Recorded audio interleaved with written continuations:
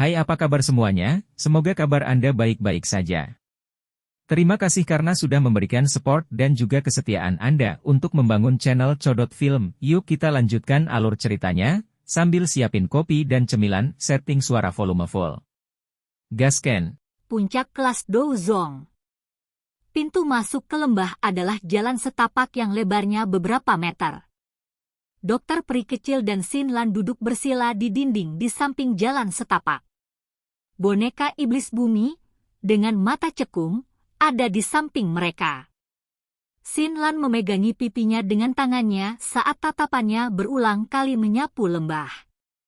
Tidak ada keributan di lembah selama beberapa hari penantian ini.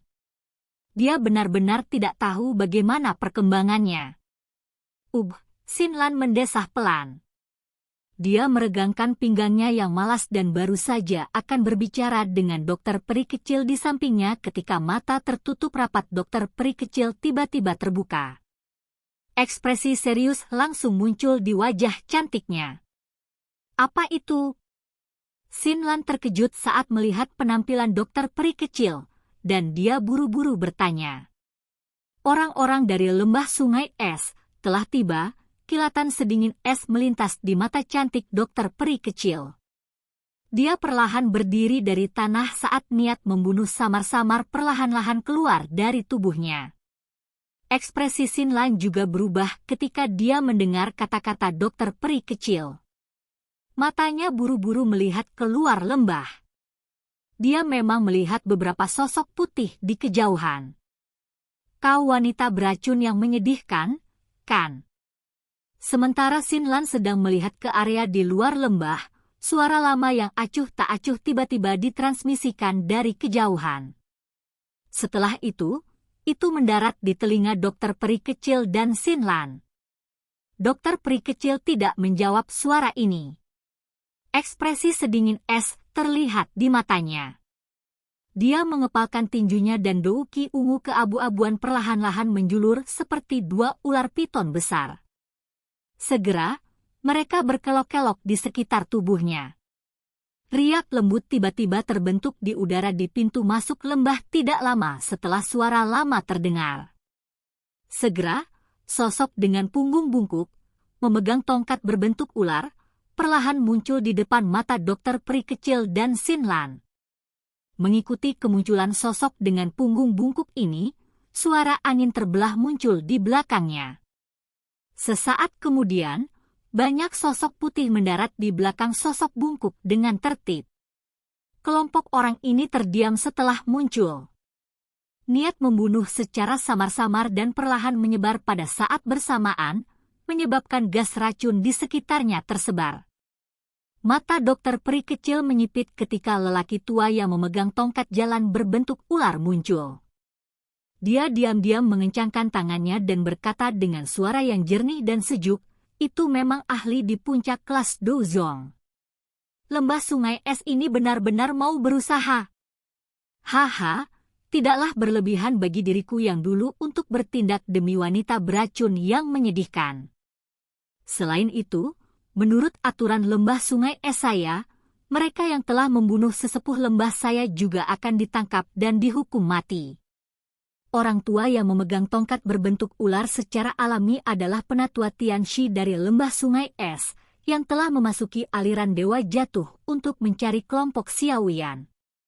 Pada saat ini, mata sipitnya menatap dokter peri kecil di atasnya. Dia tersenyum sedikit sementara suaranya mengandung nada tidak peduli. Dia adalah tetua lembah sungai es Tianxi. Xin Lan, yang berada di belakang dokter peri kecil, mengungkapkan wajah agak pucat putih karena sekelompok besar ahli lembah sungai es yang muncul. Ketika matanya berhenti pada lelaki tua itu, pucatnya semakin intens saat dia tanpa sadar berteriak. Penatua Tianxi. Dokter peri kecil terkejut. Segera, wajahnya berubah sedikit. Bahkan seseorang seperti dia, yang telah memasuki wilayah Pil beberapa waktu yang lalu, telah mendengar nama orang ini. Dikabarkan bahwa orang tua ini tidak hanya kuat, tetapi juga telah melatih kekuatan Zun Es dari lembah sungai es ke tingkat puncak. Douzong biasa bahkan tidak mampu bertahan selama 10 pertukaran melawannya. Selain itu, setiap kali orang ini bertarung, dia tidak akan membiarkan siapapun hidup.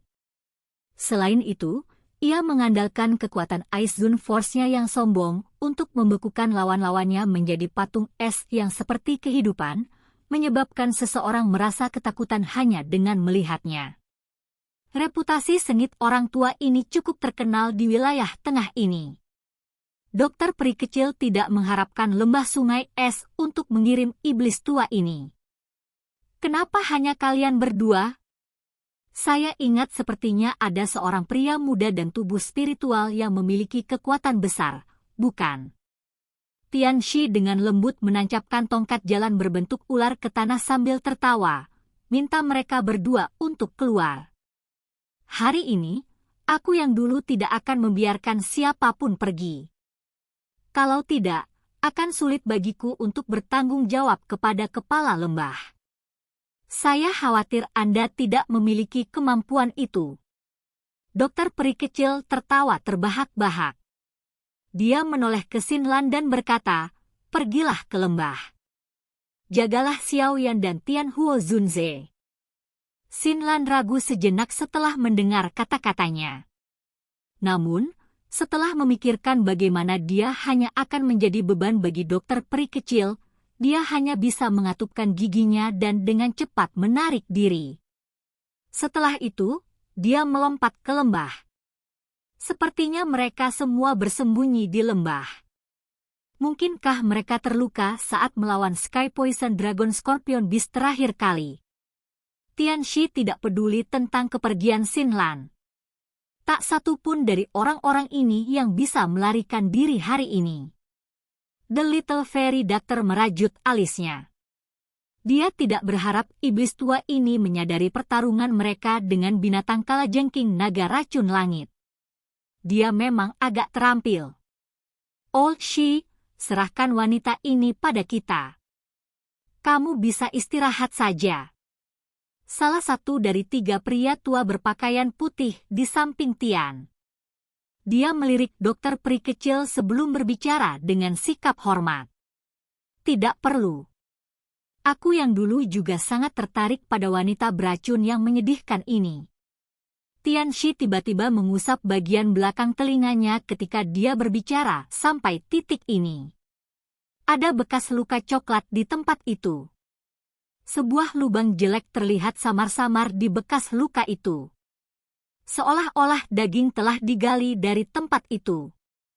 Itu menyebabkan seseorang menggigil saat melihatnya. Tian Shi mengusap bekas luka coklat ini. Rasa dingin tiba-tiba melonjak dari kedua matanya. Saya tidak dapat mengingat kapan saya bertukar pukulan dengan orang terakhir yang memiliki tubuh racun yang menyedihkan itu. Namun, saya memiliki ingatan yang dalam tentang orang itu. Hari ini, izinkan aku yang dulu untuk melihat tingkat apa yang telah dicapai tubuh racun yang menyedihkan ini.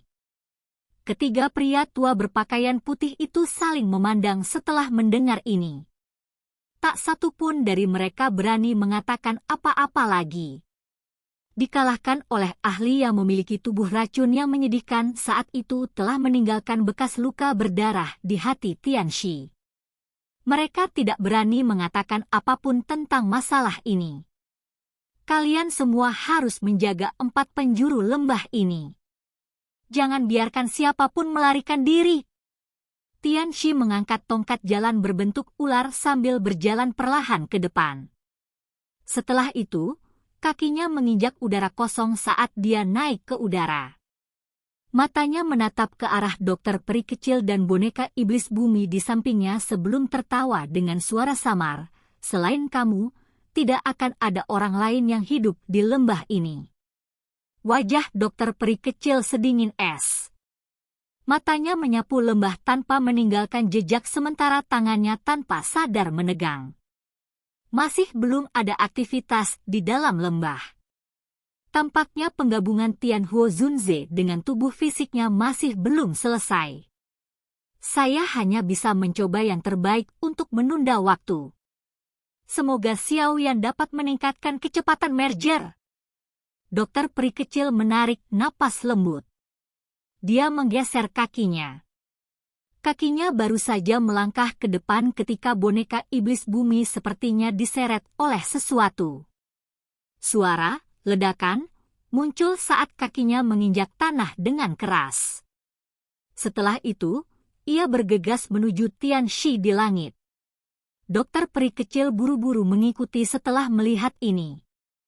Douki yang besar dan perkasa di telapak tangannya berubah menjadi 2 ular piton douki besar berwarna ungu keabu-abuan. Mereka mengeluarkan suara mendesis saat mereka memotong udara di kejauhan dan menggigit Tianxi. Apakah ini boneka itu? Memang sedikit luar biasa. Namun, puncak sebenarnya dari kelas Douzong bukanlah seseorang yang bisa kamu lawan dengan mengandalkan angka. Tianxi tersenyum acuh tak acuh di hadapan boneka iblis bumi saat memimpin serangan. Dia mengepalkan tangannya yang keriput dan orang bisa melihat ruang di depan boneka iblis bumi berfluktuasi. Sesaat kemudian, itu berubah menjadi substansi nyata. Bang! Boneka iblis bumi bertabrakan dengan keras ke dinding luar angkasa. Efek rebound mengembalikan sebagian besar kekuatan ke tubuh boneka, mengirim boneka setan bumi terbang. Tianxi perlahan mengangkat tangannya yang keriput setelah secara acak memaksa kembali boneka iblis bumi. Setelah itu, dia menghadapi dokter peri kecil dan tiba-tiba membuat gerakan menyambar. Segera, telapak tangan udara dingin setinggi 10 kaki melesat dan meraih 2 ular piton douki besar berwarna ungu keabu-abuan. Dengan jepitan yang kejam, 2 ular sanca besar itu hancur, berubah menjadi titik energi yang tak terhitung jumlahnya yang tersebar ke tanah. Senyuman dingin muncul di wajah Tianxi setelah menghancurkan ular piton raksasa itu. Dia melambaikan tangannya dan telapak tangan yang sangat besar muncul di depan dokter peri kecil dengan gaya seperti kilat. Setelah itu dibanting dengan keras. Wajah cantik dokter peri kecil berubah sedikit ketika dia merasakan udara dingin yang mengejutkan yang tiba-tiba tiba. Dia bisa merasakan sirkulasi douki di dalam tubuhnya tersumbat di hadapan udara dingin yang mengejutkan ini. Kekuatan zone S yang sangat kuat. Keseriusan melonjak ke wajah dokter peri kecil. Douki yang padat dan ungu keabu-abuan dengan cepat keluar dari tubuhnya. Setelah itu berkumpul di atas kepalanya. Bang! Telapak es besar dan dingin mendarat tanpa halangan apapun, bertabrakan dengan douki ungu keabu-abuannya. Udara dingin yang menakutkan melonjak keluar. Segera, serpihan es kecil muncul di douki ungu keabu-abuannya. Telapak tangan yang sangat besar itu benar-benar menghancurkan pertahanan Little Fairy Doctor dengan cara yang rumit. Grup! Pertahanannya dengan mudah dipatahkan dan kekuatan yang sangat besar mengirim tubuhnya melintasi angkasa sebelum dia sempat mundur. Segera, seteguk darah segar dimuntahkan. Tubuhnya yang indah terbang mundur seperti layang-layang dengan tali putus. Akhirnya, dia menabrak dinding. Kekuatan yang kuat menyebabkan retakan muncul di dinding gunung. The Little Fairy Doctor dipaksa kembali dalam kekalahan hanya dengan 1 kali pertukaran. Seorang ahli di puncak kelas Douzong sekuat ini. Tianxi tersenyum sedikit setelah mengalahkan Little Fairy Doctor dengan 1 telapak tangan. Dia akan mengejar ketika sesosok berwarna perak sekali lagi bergegas tanpa takut mati. Cahaya perak berkedip di atas tinjunya. Sedikit penghinaan muncul di mata Tianxi saat dia merasakan angin kencang yang terkandung di kepalan tangan sosok berwarna perak itu.